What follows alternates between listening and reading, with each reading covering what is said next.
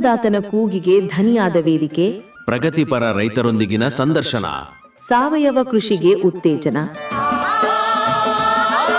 ಬಿತ್ತನೆ ಬೀಜ, ರಸಗೊಬ್ಬರ, ಮಿಶ್ರ ಬೆಳೆ, ವಾರ್ಷಿಕ ಬೆಳೆ, ನೀರಾವರಿ ಪದ್ಧತಿ, ಬೆಳೆ ರೋಗ ನಿಯಂತ್ರಣದ ಬಗ್ಗೆ ಮಾಹಿತಿ, ಕೃಷಿ, ರೇಷ್ಮೆ ಹಾಗೂ ತೋಟಗಾರಿಕೆ ಇಲಾಖೆಯಿಂದ ಸಿಗುವ ಸೇವಾ ಸೌಲಭ್ಯಗಳ ಕುರಿತ ಸರಣಿ ಕಾರ್ಯಕ್ರಮ. ತಪ್ಪದೆ ಕೇಳಿ ರೈತ ಧ್ವನಿ, ನಿಮ್ಮ ನೆಚ್ಚಿನ ಜನಧ್ವನಿಯಲ್ಲಿ. ಪ್ರೀತಿಯ ಕೇಳುಗರಿಗೆಲ್ಲ ನಮಸ್ಕಾರ. ನೀವು ಕೇಳ್ತಾ ಇದ್ದೀರಾ ಜನಧ್ವನಿ ರೇಡಿಯೋ. ಇದು 90.8 ಕಂಪನಾಂಕದಲ್ಲಿ ಸರಗೂರಿನಿಂದ ಪ್ರಸಾರವಾಗುತ್ತಿರುವ ಮೈಸೂರಿನ ಮೊಟ್ಟ ಮೊದಲ ಸಮುದಾಯ ರೇಡಿಯೋ.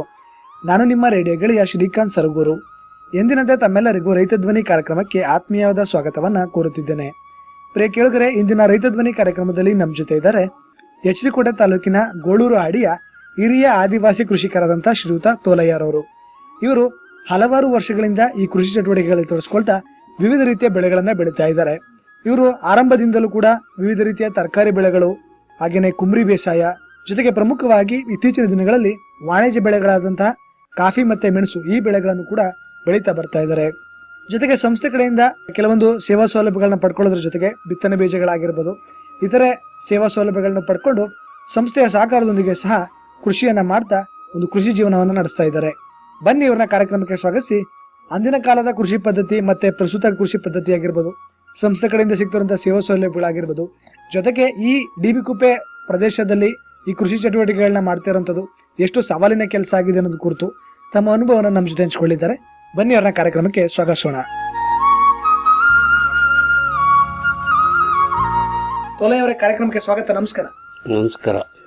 ಮೊದಲಿಗೆ ತಾವು ಎಷ್ಟು ವರ್ಷಗಳಿಂದ ಈ ಕೃಷಿ ಜೀವನವನ್ನ ಮಾಡ್ತಾ ಬರ್ತಾ ಇದ್ದೀರಾ? ಮೊದಲು ನಮಗೆ ಜಮೀನು ಇತ್ತಿಲ್ಲ. ಈಗ ಕೃಷಿ ಮಾಡೋದಕ್ಕೆ ಜಮೀನು ಬೇಕಲ್ಲ, ಅದು ಜಮೀನು ಇತ್ತಿಲ್ಲ.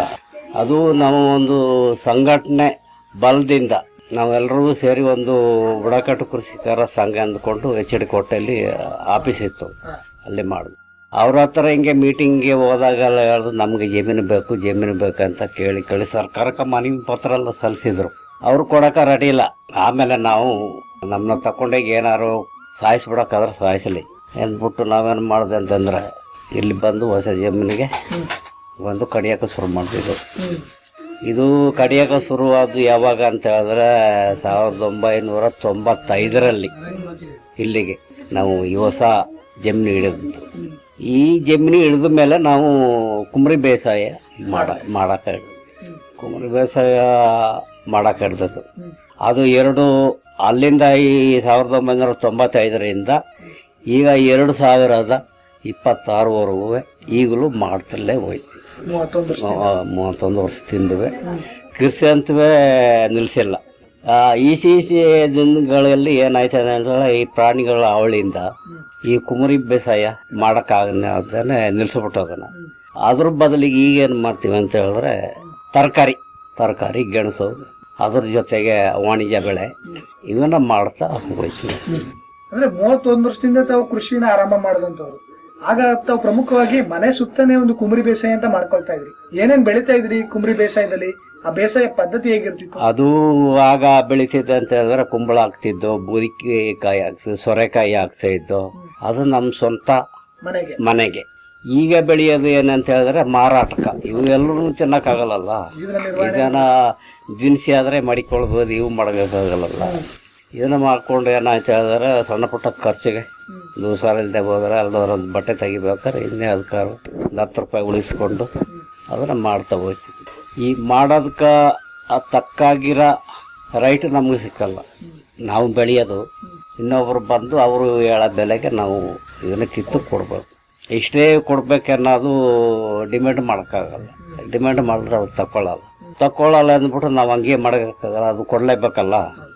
ಈಗ ನಮ್ಮ ಇವಳು ಹೇಳ್ದ ನಮಗೆ ಗೌರಿ 6 ರೂಪಾಯಿ 8 ರೂಪಾಯಿ ಕೇವಲ 10 ರೂಪಾಯಿ ಈಗೆಲ್ಲ ತರಕಾರಿಯಿಂದ.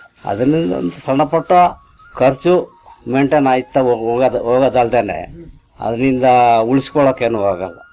ಕುಮ್ರಿ ಬೇಸಾಯವನ್ನ ಬಿಟ್ಟ ನಂತರ ಇನ್ಯಾವ ರೀತಿಯ ಬೆಳೆಗಳನ್ನ ಬೆಳೆಯಕ್ಕೆ ಶುರು ಮಾಡಿದ್ರಿ? ಆಗಿನ ಕೃಷಿ ಪದ್ಧತಿ ಆಗಿರ್ಬೋದು, ವ್ಯವಸಾಯ ಕ್ರಮ ಆಗಿರ್ಬೋದು, ಹೇಗಿತ್ತು?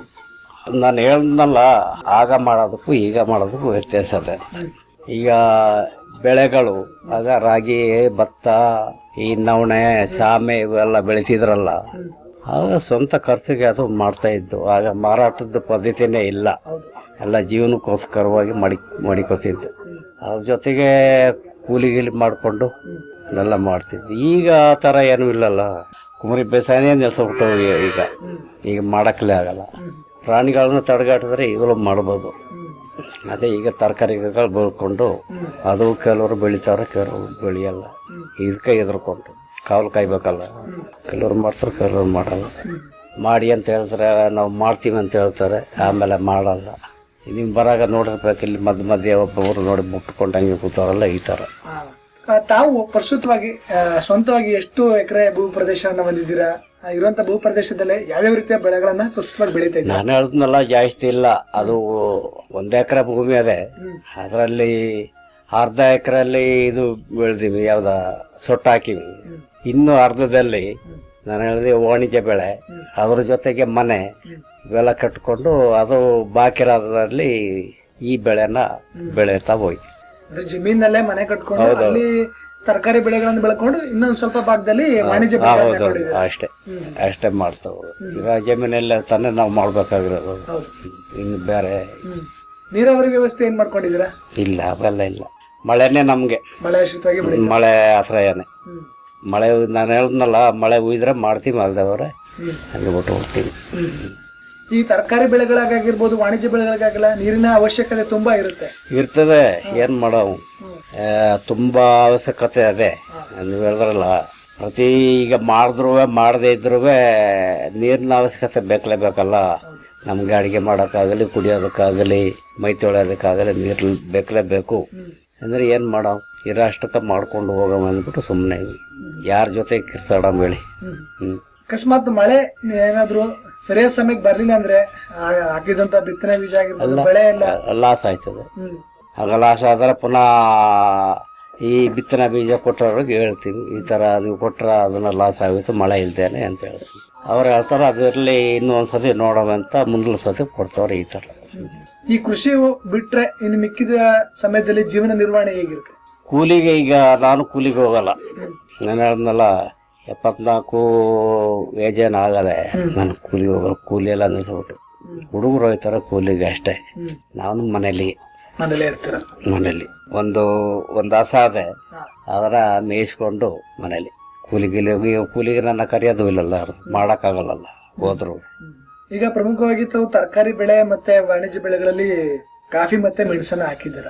ಇದರ ಬಿತ್ತನೆಯಿಂದ ಹಿಡಿದು ಅದರ ನಿರ್ವಹಣೆಯಿಂದ ಹಿಡಿದು ಅದ್ರ ಫಲ ಕೈಗೆ ಸಿಗೋ ತನಕ ಏನೆಲ್ಲ ಕ್ರಮ ಅನುಸರಿಸಬೇಕಾಗುತ್ತೆ? ವ್ಯವಸಾಯ ಪದ್ಧತಿ ಮತ್ತೆ ಅಗತ್ಯ ಗೊಬ್ಬರಗಳನ್ನ ಪೂರೈಕೆ ಮಾಡೋದಾಗಿರ್ಬೋದು, ಇದನ್ನೆಲ್ಲ ಇಲ್ಲಿಗೆ ಅದಕ್ಕ ಕಾಫಿ ಗಿಡ ಅದೆಲ್ಲ, ಕಾಫಿ ಗಿಡಗೆ ಇನ್ನು ಯಾವ ಗೊಬ್ಬರನು ಬೇಡ. ಅದ್ರ ಸುತ್ತ ಅಗತ್ಯ ಮಾಡ್ಬಿಟ್ಟು ಸಗಣಿ ಗೊಬ್ಬರ ಹಾಕ್ಬಿಟ್ರ ಸರ್. ಇನ್ನು ಯಾವ ಗೊಬ್ಬರ ದುಡ್ಡು ಕೊಟ್ಟೇನು ತರೋದು ಬೇಕಾಗಿಲ್ಲ. ಇದು ಕಾಫಿ ಗಿಡ ಆಗಲಿ, ಕಾಳು ಮೆಣಸಿಗಾಗಲಿ ಇದು ಸಗಣಿನೇ. ಇನ್ನು ಬೇರೆ ಗೊಬ್ಬರ ಹಾಕಿದ್ರೆ ಅದು ತಡ್ಕೊಳ್ಳಲ್ಲ, ಅದು ಹೋಗ್ತದೆ. ಸಾವಯವದಲ್ಲೇ ಮಾಡ್ಬೇಕು. ಇದಕ್ಕ ನೋಡಿ, ಈಗ ಗೆಣಸು ಹಾಕೋರಲ್ಲ, ಈ ಗೆಣಸಿಗೆ ಸೊಟ್ಟು ಇವಕ್ಕೆಲ್ಲ ಬೇಕು ರಾಸಾಯನಿಕ ಹಾಕಿದ್ರೇನೆ ಅದು ಬರೋದು, ಅಲ್ದವ್ರೆ ಅದು ಬರಲ್ಲ. ಸಾವಯವ ಪದ್ಧತಿಲಿ ತರಕಾರಿ ಬೆಳೆಗಳನ್ನ ಬೆಳೆದಿಕ್ಕಾಗೋದಿಲ್ವಾ? ಇನ್ನು ಬೆಳೆದಿಲ್ಲ, ಬೆಳಿಬೋದೇನೋ ಅನಿಸ್ತದೆ ನನ್ನ ಮನಸ್ಸಲ್ಲಿ. ಇನ್ನು ನಾವು ಅದ್ರ ಬಗ್ಗೆ ಬೆಳೆದಿಲ್ಲ. ಸಾವಯವ ಇದರಲ್ಲಿ ಗೊಬ್ಬರ ಬಳಸಿ ನಾವು ಬೆಳೆದಿಲ್ಲ. ನನಗೆ ಅನಿಸ್ತದೆ ಅದರಲ್ಲಿ ಆಗಲ್ಲ ಅಂತ ಅನಿಸ್ತದೆ. ಅದು ಯಾತಕ್ಕೆ ಅಂತ ಅಂದ್ರೆ, ಈಗ ಒಂದು ನಮ್ಮ ಪದ್ಧತಿ ಪ್ರಕಾರ ಒಂದು ತಲೆನೋವು ಜ್ವರನ ಬಂದ್ಬಿಟ್ರೆ ನಾವು ನಾಡ ಉಳಿಸಿ ಉಪಯೋಗ ಮಾಡಿ ಅದ ಕಾಯಿಲೆ ವಾಸ ಮಾಡ್ತೀವಿ. ಈಗ ಅದು ಆಗಲ್ಲ. ಯಾಕಂತಂದ್ರೆ ನಾವು ತಿನ್ನೋ ಪದಾರ್ಥ ಎಲ್ಲ ಅಂತದಲ್ಲ, ಅದರಿಂದ ಇದು ಹಿಡಿಸಲ್ಲ. ಅದನ್ನೇ ಹೇಳೋದು, ನಮ್ಮ ತಂದೆ ಕಾಲದಲ್ಲೆಲ್ಲ ಭತ್ತ ಆಗಲಿ, ರಾಗಿ ಆಗಲಿ, ಪ್ರತಿಯೊಂದಕ್ಕೂ ಸಗಣಿ ಇವೆಲ್ಲ ಹಾಕೊಂಡು ಬೆಳಿತಿದ್ದು, ಇದನ್ನ ಊಟ ಮಾಡಿಕೊಂಡು ಇದ್ದು. ಆವಾಗ ಈ ನಾಡ ಔಷಧಿ ಉಪಯೋಗ ಮಾಡಿದ್ರೆ ಅದು ಕಾಯಿಲೆ ವಾಸ ಆಯ್ತಿತ್ತು. ಈಗ ಡಾಕ್ಟರ್ ಹತ್ರ ಹೋಗ್ಬೇಕು, ಅವರು ಒಂದು ಇಂಜೆಕ್ಷನ್ ಕೊಟ್ಟು 1-2 ಮಾತ್ರೆ ಕೊಟ್ರೆ ನೋಡಿ ಸಮಾಧಾನ.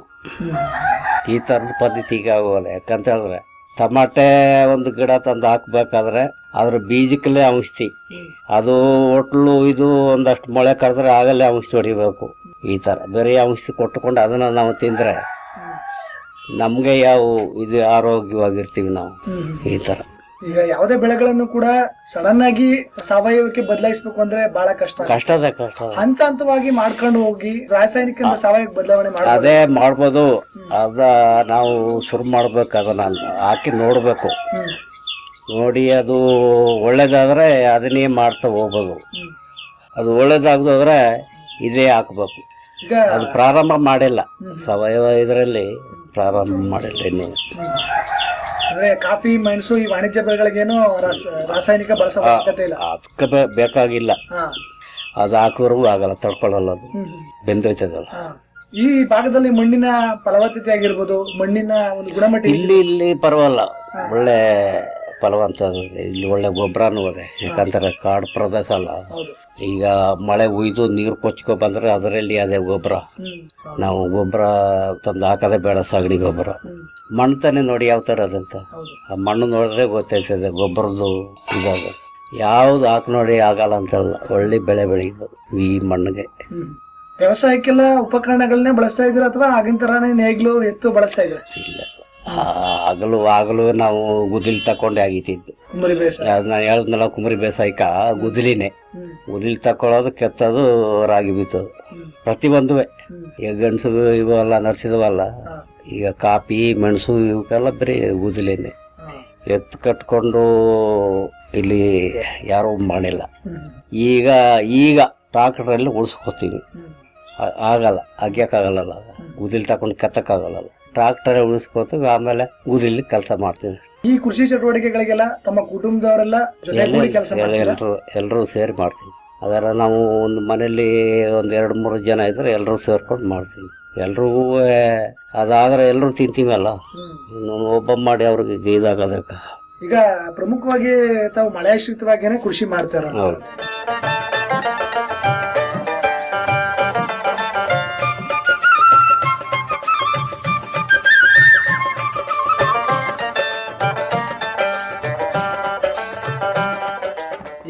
ಈಗ ವಾಣಿಜ್ಯ ಬೆಳೆಗಳಲ್ಲಿ ನೀವು ಮಳೆ ಆಶ್ರಿತವಾಗಿ ನೀವು ಕೃಷಿ ಮಾಡ್ತಂದ್ರೆ ವರ್ಷದಲ್ಲಿ 3-4 ತಿಂಗಳು ಮಾತ್ರ ಮಳೆ ಸಿಗುತ್ತೆ. ಇನ್ನು ಉಳಿದ ಸಂದರ್ಭದಲ್ಲಿ ಈ ವಾಣಿಜ್ಯ ಬೆಳೆಗಳಿಗೆ ವಾಣಿಜ್ಯ ಬೆಳೆಗೆ ಅಷ್ಟು ಸಾಕು ಸರ್. ವಾಣಿಜ್ಯ ಬೆಳೆಗೆ ಈಗ 2-3 ತಿಂಗಳು ಮಳೆ ಸಿಕ್ಕಿದ್ರೆ ಅದಕ್ಕೆ ಸಾಕು. ದಿನನಿತ್ಯ ಮಳೆ ಆದ್ರೆ ಅದಾಗಲ್ಲ. ಈ ಕಾಳು ಮೆಣಸಿಗೆ ಅಂತ ಅಂದ್ರೆ ಅದ್ರ ಬೇರ್ಗೆ ಜಾಸ್ತಿ ಇದಾಗೋದ್ರೆ ಬೇರ್ ಕೊಳ್ತೋದ್ರೆ ಅದು ಹೋಯ್ತು. ಕಾಫಿನೂ ಅಷ್ಟೇ ತಡ್ಕೊಳಕ್ಕಾಗಲ್ಲ, ಸಿಂಪಲ್ ಆಗಿ ಅದಕ್ಕ ಮಳೆ. ತರಕಾರಿ ಬೆಳೆಗೂ ಅಷ್ಟೇ ವಿಪರೀತ ಮಳೆ ಆದ್ರೆ ಅದು ಆಗಲ್ಲ, ಕೆಂಪು ಬಂದ್ಬಿಡ್ತವೆ. ಒಂಥರ ಈ ಹಸನ ಕಲರ್ ಅದಲ್ಲ, ಆ ಥರ ಆಗ್ಬಿಡ್ತದೆ ತರಕಾರಿ ಬೆಳೆಗೂ. ಎಲ್ಲದಕ್ಕೊಂದು ಇದೆ. ಈ ಕಾಫಿ ಆಗಿರ್ಬೋದು, ಮೆಣಸಾಗಿರ್ಬೋದು, ತಮ್ಗೆ ಫಲ ಕೈಗೆ ಯಾವ ಸಂದರ್ಭದಲ್ಲಿ ಸಿಗುತ್ತೆ? ಅದು 3 ವರ್ಷ ಕಳಿಬೇಕು. ಈಗ ಒಂದು ಕಾಫಿ ಹಾಕಿದ್ರೆ 3 ವರ್ಷ, ಅದೇ ತರ ಕಾಳು ಮೆಣಸು ಹಾಕಿದ್ರು 3 ವರ್ಷ. 3 ವರ್ಷ ಕಳೆದು ನಮ್ಗೆ ಫಲ ಕೊಡ್ಬೋದು. ಅಲ್ಲಿವರೆಗೂ ನಾವು ಕೆಲಸ ಮಾಡ್ಕೊಂಡು ಇರ್ಬೇಕು. ವರ್ಷದಲ್ಲಿ ಎಷ್ಟು ಬಾರಿ ನಿಮ್ಗೆ ಅದು ಫಲ ಸಿಗುತ್ತೆ ಕೈಗೆ? ವರ್ಷದಲ್ಲಿ ಒಂದೇ ಬಾರಿ. ಯಾವ ಸಮಯದಲ್ಲಿ? ಅದು ಈ ಮಾರ್ಚಿ ಏಪ್ರಿಲ್ ಒಳಗೆ ಅದು ಮುಗಿದೆ. 2 ತಿಂಗಳೊಳಗೆ ಅದು ಮುಗಿದೋಯ್ತದಲ್ಲ. ಜನವರಿಯಿಂದ ಸ್ಟಾರ್ಟ್ ಆಯ್ತದೆ, ಅದು ಮೇ ಆಗನೊಳಗೆ ಲಾಸ್ಟ್ ಮುಗೀತು. ಮೇ ತಿಂಗಳೊಳಗೆ ಅದು ಜಾಸ್ತಿ ಅವ್ರಿಗೆ ಮೇ ತಿಂಗಳವರೆಗೂ. ನಾವೇನ ಒಂದ್ ಸ್ವಲ್ಪ ಮಾಡ್ಕೊಂಡ್ರೆ ಅವ್ರಿಗೆ ಅರ್ಧ ಎಕರೆ ಮುಗಿದೋಯ್ತು. ಈಗ ಇರುವಂತ 1 ಎಕರೆ ಭೂ ಪ್ರದೇಶದಲ್ಲೇ ತಾವು ಮನೆ ಕಟ್ಕೊಂಡು ಅದರಲ್ಲಿ ಅರ್ಧ ಎಕರೆ ತರಕಾರಿನ ಬೆಳಿತಾ ಇದ್ರೆ, ಇನ್ನು ಉಳಿದ ಭಾಗ ತೋಟಗಾರಿಕೆ ಮಾಡ್ಕೊಂಡು. ಈಗ ತೋಟಗಾರಿಕೆ ಬೆಳೆ ಮಾಡ್ಕೊಂಡಿರೋ ಪ್ರದೇಶದಲ್ಲಿ ಕಾಫಿ, ಮೆಣಸು ಒಂದೇ ಕಡೆ ಹಾಕೊಂಡಿದ್ದೀವಿ. ಎಷ್ಟು ಫಲ ಸಿಗುತ್ತೆ ಒಂದು ವರ್ಷದಲ್ಲಿ ಕಾಫಿ ಮತ್ತೆ ಮೆಣಸು? ಅದು ಕಾಫಿ ಮತ್ತೆ ಮೆಣಸುದು ಈ ಮಾರ್ಕೆಟ್ ಅಲ್ಲಿ ಅವ್ರು ಏನ್ ರೈಟ್ ಹೇಳ್ತಾರೋ ಆ ರೈಟ್.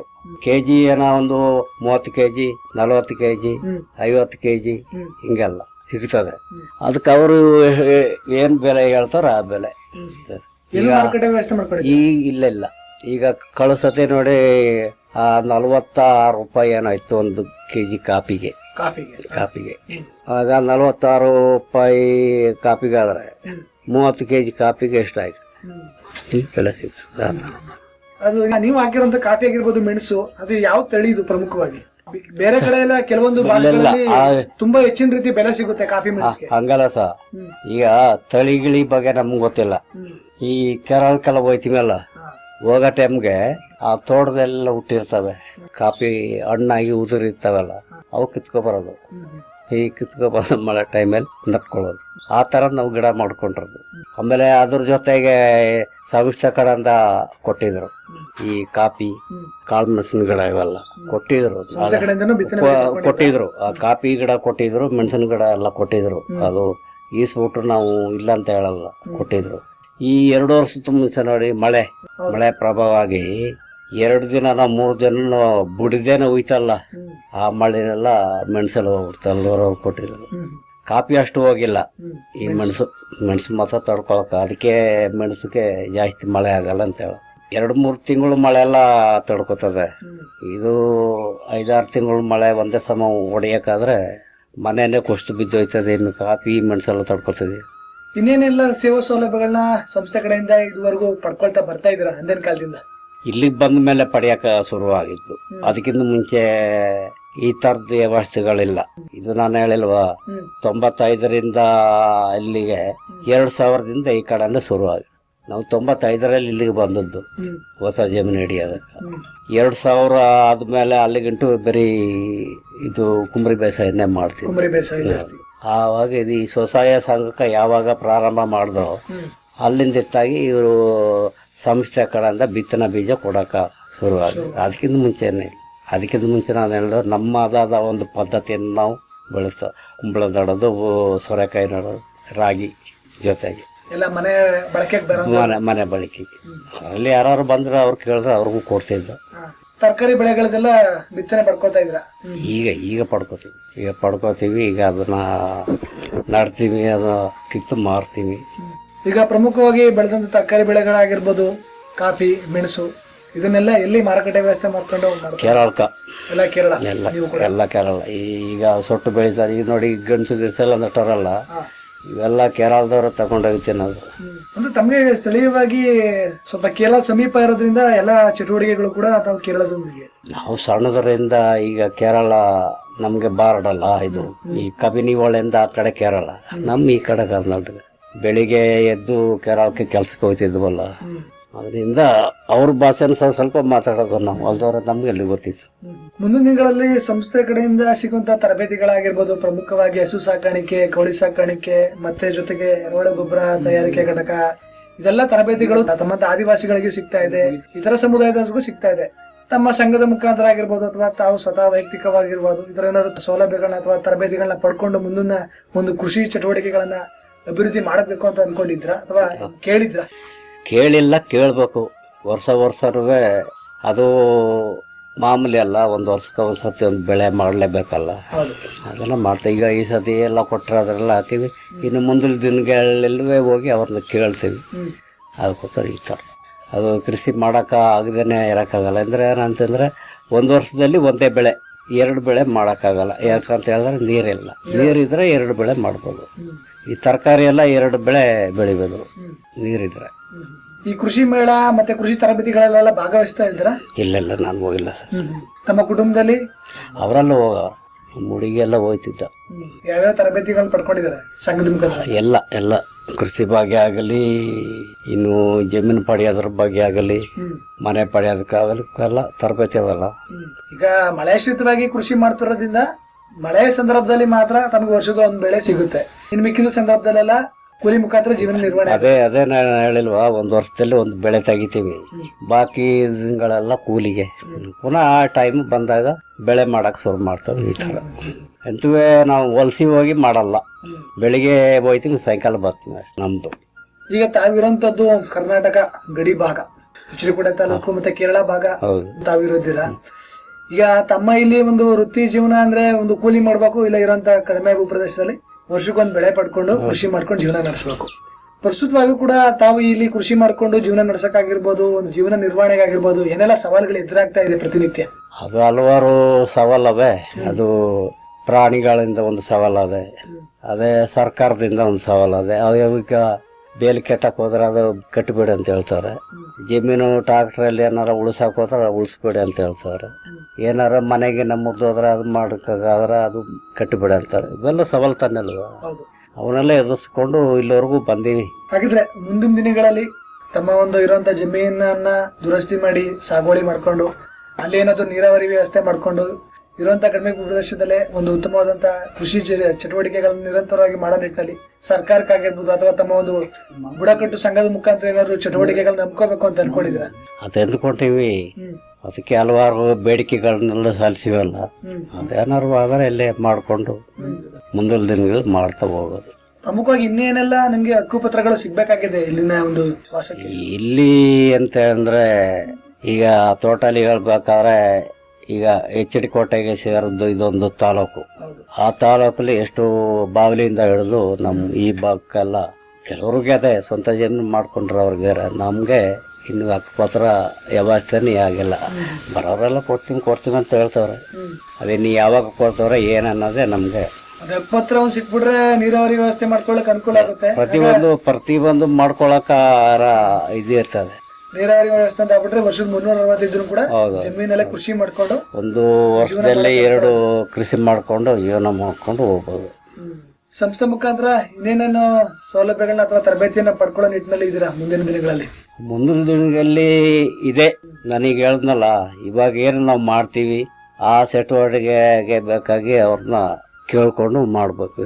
ವಿತ್ತನ ಬೀಜ ಆಗಲಿ, ಗೊಬ್ಬರದ ವ್ಯವಸ್ಥೆ ಆಗಲಿ, ಅವ್ರನ್ನ ಕೇಳ್ಕೊಂಡು ಮಾಡ್ತಾ ಹೋಗ್ಬೇಕು ಸಂಸ್ಥೆ ಮುಖಾಂತರ. ಅನುಕೂಲ ಇದೆಯಾ ಸಂಸ್ಥೆ ಕಡೆಯಿಂದ ಈ ಸೌಲಭ್ಯ? ಇದೆಲ್ಲ ನಾನು ಹೇಳುವ 2000 ಈ ಕಡೆ ಅವರು ಸಪೋರ್ಟ್ ಮಾಡ್ತಾನಿಂದ ಜೀವನ ಮಾಡ್ತಾ ಹೋಯ್ತು. ಹೌದು, ಬೆಂಬಲ ಸಿಕ್ಕಿದಂಗೆ. ಈಗ ಒಂದು ಕೈ ಸೋತದ್ರೆ ಇನ್ನೊಂದು ಕೈ ಕೂತಾರಲ್ಲ, ಆ ಥರ. ಈಗ ನಮ್ಮ ಕೈ ಸೋತದ್ರೆ ಅವರು ಹಿಡ್ಕೊಳಕ ಒಂದು ಇದನ್ನ ಸಂಸ್ಥೆ ಅಂತ ಮಾಡ್ತಾ ಹೋಯ್ತಾರೆ.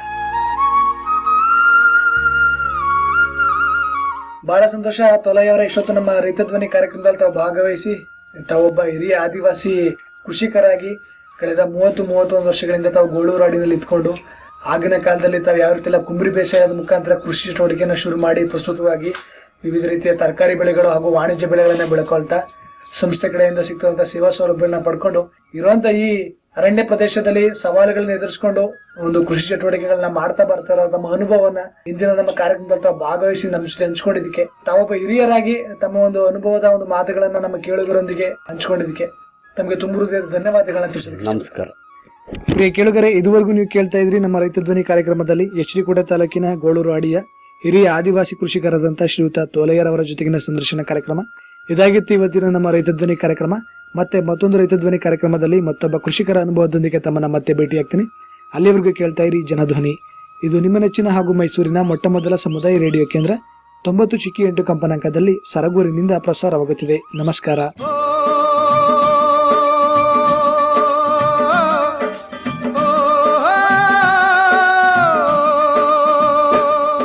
ಅನ್ನದಾತನ ಕೂಗಿಗೆ ಧನಿಯಾದ ವೇದಿಕೆ, ಪ್ರಗತಿಪರ ರೈತರೊಂದಿಗಿನ ಸಂದರ್ಶನ, ಸಾವಯವ ಕೃಷಿಗೆ ಉತ್ತೇಜನ, ಬಿತ್ತನೆ ಬೀಜ, ರಸಗೊಬ್ಬರ, ಮಿಶ್ರ ಬೆಳೆ, ವಾರ್ಷಿಕ ಬೆಳೆ, ನೀರಾವರಿ ಪದ್ಧತಿ, ಬೆಳೆ ರೋಗ ನಿಯಂತ್ರಣದ ಬಗ್ಗೆ ಮಾಹಿತಿ, ಕೃಷಿ, ರೇಷ್ಮೆ ಹಾಗೂ ತೋಟಗಾರಿಕೆ ಇಲಾಖೆಯಿಂದ ಸಿಗುವ ಸೇವಾ ಸೌಲಭ್ಯಗಳ ಕುರಿತ ಸರಣಿ ಕಾರ್ಯಕ್ರಮ. ತಪ್ಪದೆ ಕೇಳಿ ರೈತ ಧ್ವನಿ, ನಿಮ್ಮ ನೆಚ್ಚಿನ ಜನಧ್ವನಿಯಲ್ಲಿ.